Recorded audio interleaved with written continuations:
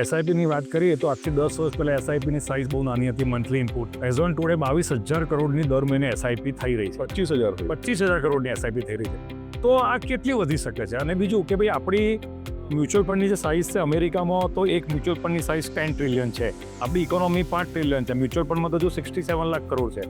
તો એસઆઈપી કેટલી per month થઈ શકે, પ્લસ કે આપણું માર્કેટ આવનારા ટાઈમમાં કેટલું વધી શકે છે, મ્યુચ્યુઅલ ફંડની સાઇઝ કેટલી વધી શકે?